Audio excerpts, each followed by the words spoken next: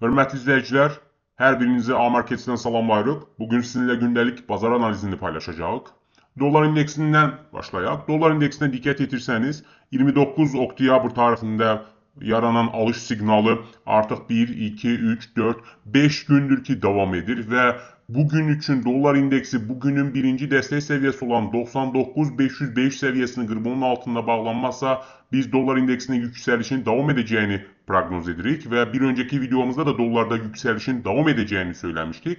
Bunun başlıca səbəbi, hörmətli izləyicilər, bildiyimiz kimi Avrozonada ümumiyyətlə Alman 10 illik istiqrazlarının faiz gəlirliyinin 2.65% düşməsi, digər tərəfdən isə Amerikan xəzinə istiqrazlarının 10 illik istiqrazların faiz gəlirliyinin 4% üzərində olması, bu bir mənada bu fərqdən dolayı da investorlar həmin istiqrazlara daha çox yatırım edirlər və bu da qlobal bazarlarda dollara olan tələbi artırmış olur ki, bu da dolların yüksəlməsinə dəstək verən əsas faktorlardan birisidir. Texniki analiz nöqteyi nəzərindən qeyd etdiyimiz kimi, nə qədər ki dollar indeksi bugünün birinci dəstək səviyyəsi olan 99.505 səviyyəsini qırıb onun altına bağlanmazsa, biz hələlik dollarda yüksəlişin davam edəcəyini söyləyə bilərik. O cümlədən bugün Amerikada qeyri-istehsal sahəsində olan ISM indeksi də açıqlanacaq. Əgər xidmət sahəsində olan ISM indeksi gözlənilenden daha yuxarı açıqlanarsa, bu dolar indeksinə daha da müsbət təsir edə bilər. Hörmətli izləyicilər, bir digər maliyyətimiz avro-dollar valyuta cütlüyüdür. Avro-dollar valyuta cütlüyündə də 29 oktyabrda yaranan satış siqnalı artıq 1, 2, 3, 4, 5 gündür ki davam edir trend üzrə və bugün də birinci müqavimət səviyyəsi olan 1.15 198 səviyyəsi, yəni bu səviyyə qırılıb, avro-dollar valyuta cütlüyü bu səviyyənin üzərində bağlanmazsa, biz hələlik avro-dollar valyuta cütlüyündə enişin davam edəcəyini proqnoz edə bilərik.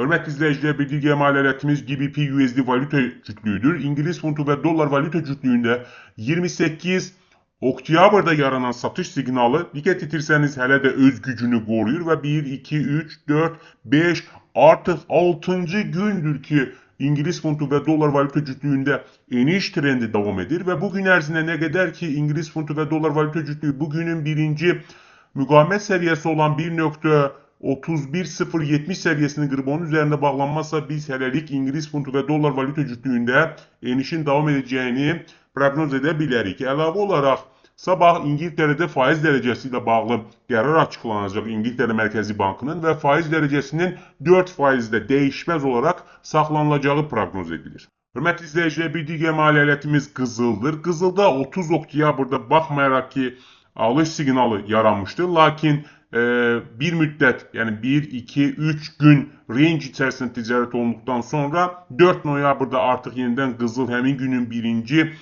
dəstək səviyyəsi olan 3965 dollar səviyyəsini qırdı və qiymət həmin səviyyənin altına bağlanmış oldu. Bununla da bir mənada artıq qızılda yenidən bir satış siqnalı formalaşmış oldu və gün içərisində nə qədər ki qızıl bugünün birinci müqavimət səviyyəsi olan 3982 dollar səviyyəsini qırıb onun üzərində bağlanmazsa, biz hələlik qızılda aşağı yönlü korreksiyanın davam edəcəyini söyləyə bilərik. Hörmətli izləyicilər, bir digər maliyyətimiz Bitcoin'dir. Bildiyimiz kimi Bitcoin artıq 100.000 dollar səviyyəsini hətta qırdı, həmin aşağı səviyyəni test etmiş oldu.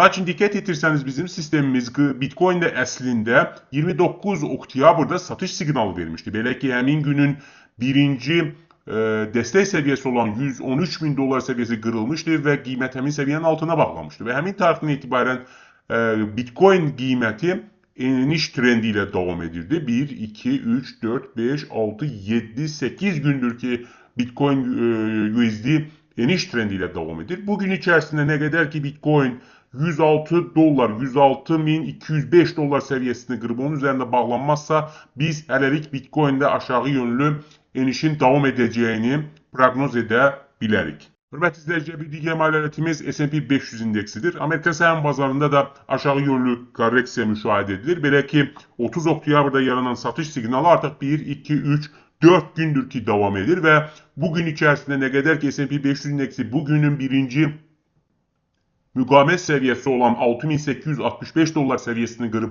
onun üzərində bağlanmazsa, biz hələlik S&P 500 indeksində enişin davam edəcəyini söyləyə bilərik. Hörmətli izləyicilər, gün ərzində çatdıracağımız xəbərlər bu qədər. Sizə uğurlu ticarət arzulayırıq. Sağ olun.